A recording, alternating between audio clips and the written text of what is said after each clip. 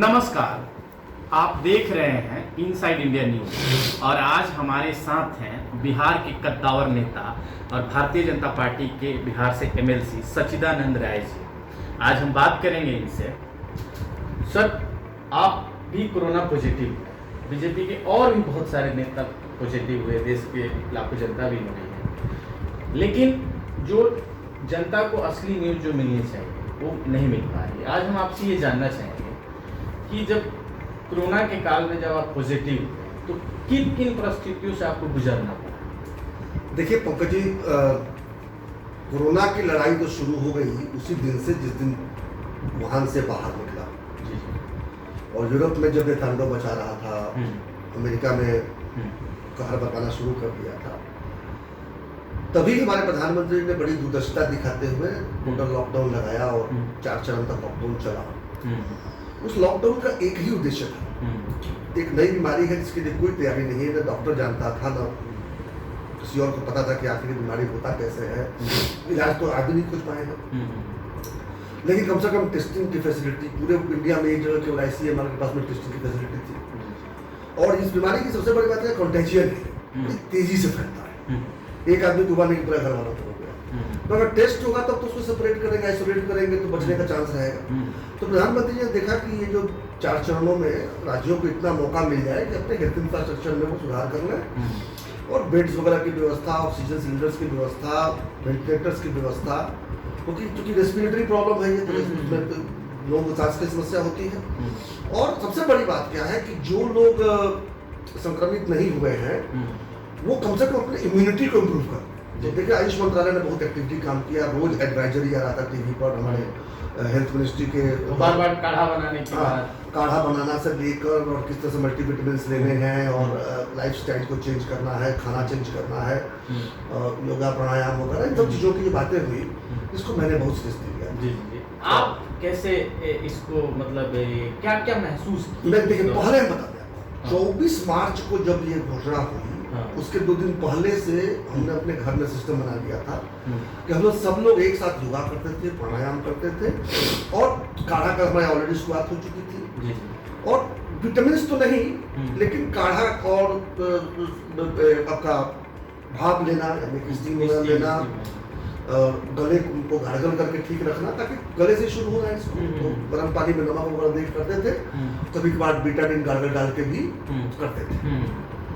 और इसका परिणाम ये हुआ कि उस पीरियड में हमने अपना वजन करीब करीब 8 किलो घटा दिया। और जितने हमारे वाइटल जो होते हैं, हम लोग ब्लड टेस्ट जब करवाए तो वो चाहे आपका लिपिड प्रोफाइल हो, किडनी फंक्शन टेस्ट हो, लिवर फंक्शन टेस्ट हो, वो सारे रिपोर्ट जो है बड़े शानदार हुए। और इतना बढ़िया हुआ कि जब हम संक्रमित हुए, संक्रमित कब हुए? 10 जुलाई को मैं यही दिल्ली से पटना गया। पटना पार्टी कार्यालय में हमारे संगठन मंत्री जी हैं, उनसे हमने मिलने का प्रयास किया और वहाँ चाय वगैरह पिया। और उसका फल ये हुआ कि किसी को पता नहीं था तो पार्टी ऑफिस में कि वहाँ के लोग संक्रमित हो चुके हैं। और स्थिति ऐसी हुई कि दूसरे दिन मालूम चला कि वहाँ 75 लोग पॉजिटिव हो गए और मैं भी वहाँ से संक्रमित हो चुका था। तो 11 तारीख को मैं कलकत्ता गया, 12 की रात को पहली बार मेरा गले में शिकायत आई, उसी समय अपने आप को आइसोलेट कर दिया घर के लोगों को। क्या महसूस हुआ गले में? गले में वही जो गले में एक अलग तरह की खराश आई, मैंने लगा करके ऐसा निकलेगा कि कुछ फंस गया है, सूखा सा, समझे ना। तो वो हुआ, तो मैंने अपने आप को आइसोलेट कर दिया ताकि घर में कोई और संक्रमित अलग हो गए। फिर 13 की रात को हमको 100 के आसपास बुखार आ गया। अच्छा, तो मैं समझ गया बहुत तेज बुखार? हाँ, तेज नहीं, 100। इसमें खासियत है कि बुखार बहुत तेज नहीं होता, माइल्ड होता है। माइल्ड होता है, आपका 99 से लेकर 101 के बीच में चलेगा। अच्छा, देखो बुखार आएगा 8-9-10 दिन तक बुखार जो है आता है। 10 दिन तक? अच्छा, मतलब आ सकता है, आएगा मैं नहीं कहूँगा, आ सकता है। अच्छा, माइल्ड केस में अगर सीवियर हो गया तो अस्पताल में जाना पड़ेगा। माइल्ड ही हुआ था जी। और फिर क्या हुआ कि 14 तारीख को मैंने टेस्ट करवाया, 16 तारीख को हमको रिपोर्ट मिल गया पॉजिटिव का। हालांकि मैं अपने आप को अलग कर दिया था। तो हमारे एक रिश्तेदार डॉक्टर हैं जो कोविड के एक्सपर्ट हो चुके हैं, उनसे हमने फ़ोन पे ही बात किया, उन्होंने कहा कोई चिंता की बात नहीं है, और तो एजिथ्रल 500 मतलब एजिथ्रोमाइसिन जो है वो हम तकरीबन जो है एजिथ्रल हम 500 जो है 5 दिन एक एक करके खाए। वो इसलिए कि कोई बैक्टीरियल इन्फेक्शन ना हो जाए, वो इसका इलाज नहीं है वो, लेकिन बैक्टीरियल इन्फेक्शन से आपको बचाता है। और लेमोसिट्रिजिन जो है वो सुबह शाम करके हम 5 दिन खाए। तो उससे क्या है कि जो अभी जैसे आपने देखा हमारा इन दिनों हमको होता भी है एलर्जी का प्रॉब्लम, तो एलर्जी से बचा दिया ताकि उसमें और शरीर में और दूसरे तरह परेशानियां ना हो। बाकी नॉर्मल भाई पैरासीटामोल खाइए, बुखार आ रहा है सुबह शाम खाइए पैरासीटामोल। और विटामिन बी, विटामिन सी, ये तो सर विटामिन डी और जिंक, ये तो एलोपैथिक चीजें हैं। आयुर्वेद का कितना? आयुर्वेद में काढ़ा हम लगातार बनाकर रखे। हाँ, काढ़ा, गोल्डन मिल्क, ये जो हल्दी वाला मिल्क जो है ये हम लगातार रखे। और भाप लेते थे एक बार जरूर। और गार्गल जब ये हो गया था 2 बार गार्गल करते थे। अच्छा। एक डाल के बेटाडीन पानी में डाल के बिल्कुल कॉन्सेंट्रेट बिना पानी का ये क्या तरीका होता है कि एक बार बढ़िया से सांस ले लिए, बाथरूम के अंदर गए, बढ़िया से सांस लेकर आधा टिप होता है ढकना में बनाया हुआ, तो आधा टिप लेके गले में डाल दिए और सांस पूरा ले लेंगे ताकि गार्गल करेंगे तो 25-30 सेकंड तक आप गार्गल कर सके। इसके बाद अपने आप जब सांस जब खत्म होने लगेगी तो वो लगेगा जब घुटा जाएगा तो घुटिए मत, उसको फेंक दीजिए। तो उसमें गले में जो भी रहा होगा, जब केवल आपका कोरोना ही नहीं, कोई भी वायरस या बैक्टीरिया का कोई भी इन्फेक्शन या डस्ट वगैरह भी रहेगा तो 98.5% क्लीन कर देता है। तो ये बड़ा इफेक्टिव, ये तो ऐसे भी करना चाहिए। मैंने प्री अगर नहीं भी हुआ है कोरोना तो भी करना चाहिए। ये आपको रिलीफ मिलना कितने दिन बाद शुरू? रिलीफ तो देखिए इसमें सबसे बड़ी चीज है कि आप अगर मूड पॉजिटिव रखिएगा। अगर डर है, देखिए एक दो चीजें, एक लापरवाही नहीं करनी है ताकि कोई और संक्रमित ना हो, ठीक है। और दूसरी तरफ आप एकदम केयरफ्री मत हो जाइए। ये मत सोचिए कि जो है हमको कुछ नहीं हुआ है, लेकिन एट द सेम टाइम यही मान के चलिए कि बीमारी है ठीक हो। अच्छा, तो पॉजिटिव रखिए। सबसे बड़ी बात है कि लोगों को सकारात्मक रखना, पैनिक नहीं करना। पैनिक नहीं। जितने लोगों ने पैनिक किया, अस्पताल भागे, अस्पताल में जाकर कोई आराम थोड़ी मिलता है। आप जब माइल्ड सिम्टम है तो घर में रहिए। हाँ, जो जिसको सीवियर हो जाए, कुछ लोग हैं जिनके जैसे डायबिटिक हैं या कोई और कोमॉर्बिडिटी है, कोई हार्ट का प्रॉब्लम रहा हो, या जैसे बताया हमने आपका लिपिड प्रोफाइल और kidney function test, liver function test के पैरामीटर्स ठीक नहीं होंगे तो निश्चित रूप से दूसरी समस्याएं होंगी। तो उसमें क्या होगा, आपको ऑक्सीजन की कमी महसूस होगी।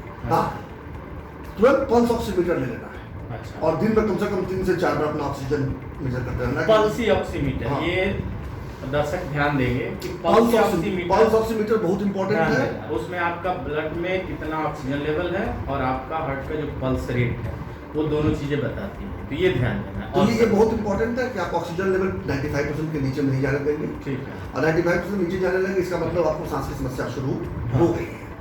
तो उस समय घर में जैसे एक ऑक्सीजन कॉन्सेंट्रेटर रख लीजिए, क्योंकि अगर एक या एक से ज्यादा लोग, बहुत कम ऐसा होता है कि घर में कोई एक ही संक्रमित हुआ। मैं एक अकेला केस था कि मैं अकेले संक्रमित था, लेकिन नॉर्मली किसी घर में जब भी घुसा है तो 1, 2, 3, 4 लोगों को कर दिया। वो जो ऑटोमेटिक ऑक्सीजन कंसंट्रेटर आता है वो या सिलेंडर? दोनों ऑप्शन है आपके पास में। सिलेंडर लाके रख सकते हैं तो बढ़िया है, नहीं तो अपना वो एक रख लिए ऑक्सीजन कंसंट्रेटर। हाँ, जो मास्क जो है वो कई रखने पड़ेंगे ताकि घर में 2-3 लोगों को जरूरत पड़ा तो 2-3 लोग अपना अलग अलग मास्क लगाएंगे। और ऑक्सीजन जब जैसे ही गिरे 95 के नीचे जाए, ऑक्सीजन को सपोर्ट देना है। क्योंकि देखिए इसमें होता क्या है, जितने सीवियर केसेस हुए हैं या डेथ केसेस हुए हैं, वो डॉक्टरों से मैंने इस बात को जाना है कि क्या होता है जब आपके लंग्स में जब ये पैचेज बढ़ने लगते हैं तो क्या होता है कि लंग्स में ऑक्सीजन का जो एक्सचेंज जो ब्लड के साथ होता है वो घट जाता है। तो हाइपोक्सिया नाम की एक घटना घटती है। हाइपोक्सिया मतलब होता है shortage of oxygen in blood. Blood के अंदर ऑक्सीजन जो है, जो हम बता रहे हैं ना, ऑक्सीजन परसेंटेज, उसके SpO2 कहते हैं। तो जो जैसे ही वो आपका SpO2 95 के नीचे जाना चालू किया, इसका मतलब कि ऑक्सीजन में जितना ब्लड होना चाहिए था, ब्लड में जितना ऑक्सीजन होना चाहिए था, उससे आप जो है उसकी मात्रा कम होने लगी। नॉर्मली 188 में 98, 99, 100% होना चाहिए। लेकिन अगर आप सांस की बीमारी है तो 95 तक भी जा सकता है, लेकिन उसके नीचे जाएगा इसका मतलब आपका लंग्स जो है वो अफेक्टेड होने लगा। तो हाइपोक्सिया होने का सबसे बड़ी बात क्या होगी, जैसे ही हाइपोक्सिया होगा आपके ब्लड क्लॉट होने शुरू हो जाएंगे ब्रेन के अंदर में। अच्छा। जिसको थ्रोम्बोसिस कहते हैं। हाँ, या। आपके जितने जॉइंट्स है उसके अंदर इन्फ्लेमेशन होने लगेगा, आर्थराइटिस जैसा पेन शुरू हो जाएगा। अच्छा। और ये सब जो होंगे ना, ये कॉम्प्लिकेशन जानने वाले हैं। जैसे जैसे ही आपका डीप वेन में थ्रोम्बोसिस हुआ, यानी ब्लड क्लॉट किया, तो वो ब्लड क्लॉट जो है सर्कुलेशन कर रहा है, वो हार्ट में गया तो हार्ट को फेल करा देगा, ब्रेन में गया तो ब्रेन स्ट्रोक कर देगा, multiple organs failure, multiple organs failure तक लेके चला जाता है। तब जो है आप कितना भी वेंटिलेटर सपोर्ट दीजिए, कुछ भी दीजिए, चांसेस बहुत घटते चले जाते हैं। जी। और प्लस क्या है, ये डैमेज परमानेंट हो जाता है।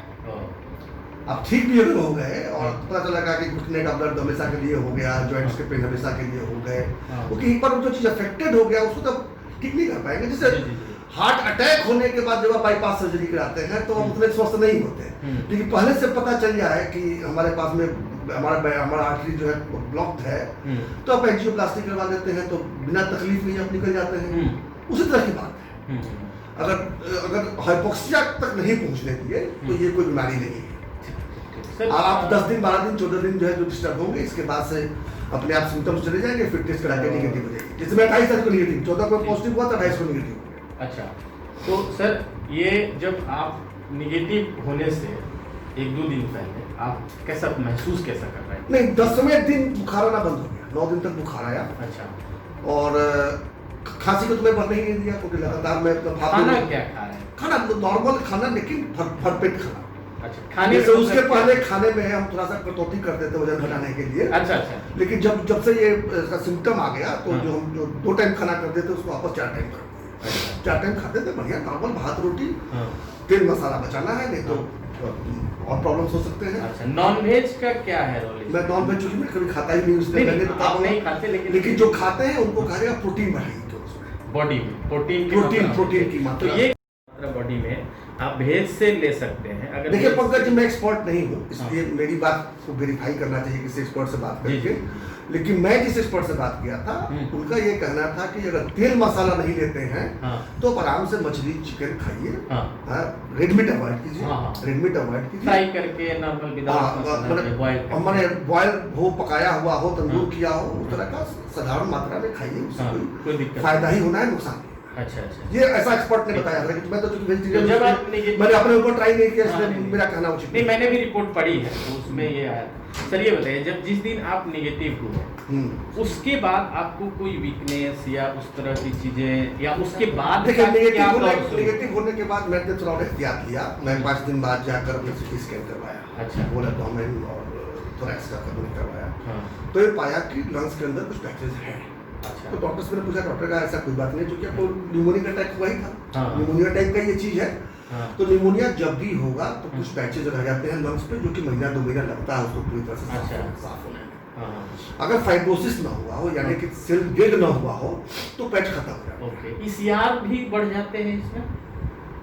ये सब तो बढ़ेगा, कोई भी इन्फेक्शन होगा तो ये सब बढ़ेगा, आपका ये सब बढ़ेगा, एजी रेशियो बढ़ेगा, एड्रेनोग्लोबुलिन का रेशियो बढ़ेगा और आपका ईएसआर बढ़ेगा। अच्छा। तो कोई भी तो किसी भी इन्फेक्शन से होगा, उसका कोरोना से कोई संबंध नहीं है, निमोनिया से कोई संबंध नहीं। अभी आपको कोई वीकनेस या इस तरह की चीजें, और उसके बाद जब निगेटिव आप हो गए तो क्या फूड्स लिए, विटामिन सप्लीमेंट क्या लिए, वो सब थोड़ा सा देखिए मैंने क्या किया है कि जो काढ़ा वाला सिस्टम चालू रखा है, प्रॉपर रखा है, वो स्टीम का सिस्टम चालू रखा है, गार्गल का सिस्टम चालू, वही बेटाडीन गार्गल। और एक दिन थोड़ा गले में किसी और कारण से दर्द होने लगा था, तो डॉक्टर ने कहा कि अगर आराम के लिए आप गर्म पानी में नमक डाल के गार्गल कर लीजिए। ठीक वो किया मैंने आराम से, क्योंकि थोड़ा रेस्ट देने के लिए भी गर्म पानी से करना पड़ता है। और एक चीज़ हमने किया कि अच्छा हाँ बताना है, बहुत इंपॉर्टेंट बात बताना भूल गया, जब कोरोना हो जाए तो 3 लीटर प्लस आपको गर्म पानी पीना है डेली। 3.5-4 लीटर, जो कि मेरा था वजन ज्यादा था, मैं 4 लीटर तक पीता था। लेकिन नॉर्मल बॉडी वेट, आप जैसा बॉडी वेट हो तो 3 से कम मत पीजिए। 3 लीटर प्लस गर्म पानी मैंने सुसुम पानी नहीं बोल रहे हम, गर्म पानी बॉयल किया हुआ है, बॉयल में नहीं, मैंने चाय कितना गर्म में नहीं होना चाहिए, लेकिन उसको मैंने हॉट वाटर नहीं कहेंगे, वार्म वाटर कहेंगे, जिसमें ल्यूकवार्म नहीं, वार्म। मैंने 1 गिलास पानी अगर लेते हैं तो 3-4 घूंट में पी सके, इसमें एक के बाद मुंह रखने उतना कम गर्म नहीं होना चाहिए। हाँ, तो ल्यूकवार्म नहीं हो, बढ़िया गर्म पानी हर आधे घंटे पर अपने आप को हाइड्रेट करते रहिए, क्योंकि जब हाइड्रेटेड रहेगा तो क्या होगा, ऑक्सीजन लेवल गिरने का चांस भी कम रहेगा। और दूसरी बात क्या है कि आपका किडनी जो है फ्लश आउट खूब अच्छा से होगा। अच्छा।